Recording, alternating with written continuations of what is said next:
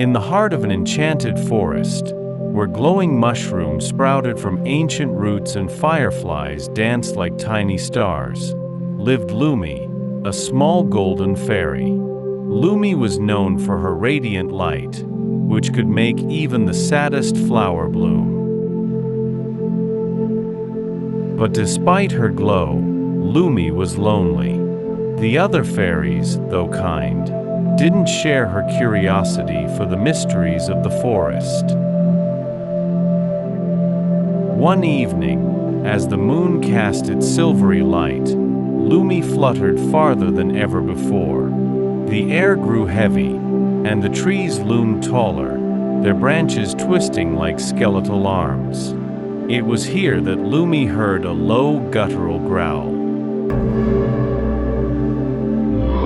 From the shadows emerged Grom, a massive beast with eyes like burning embers and fur that seemed to swallow the light. He towered over her, his breath heavy and wild. Lumi's glow flickered with fear, but she didn't fly away.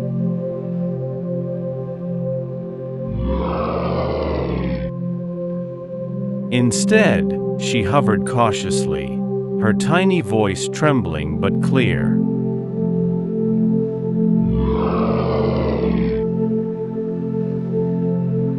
"Who are you?" she asked.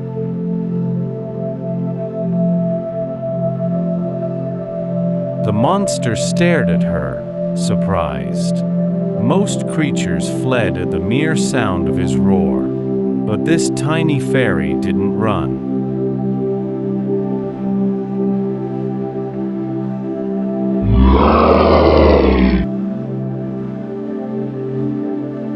I'm home. He rumbled, his voice deep and rough. "Why aren't you afraid?" Lumi hesitated.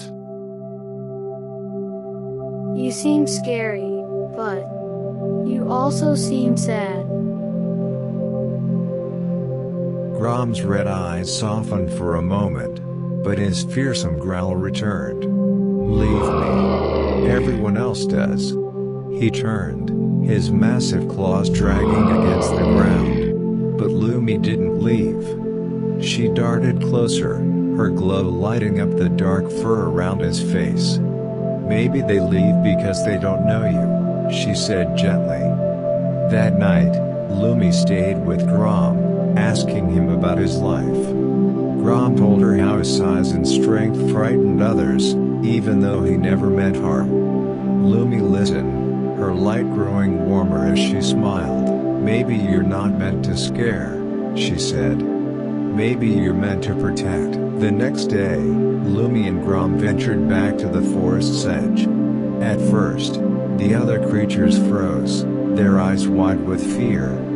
But Lumi zipped around Grom, her laughter bright and fearless. "He's my friend," she declared, her glow spreading like sunshine through the clearing. Grom bent down, careful not to frighten anyone. The animals inched closer, curious. When a squirrel dared to sniff his massive paw, Grom let out a nervous chuckle, a sound like distant thunder.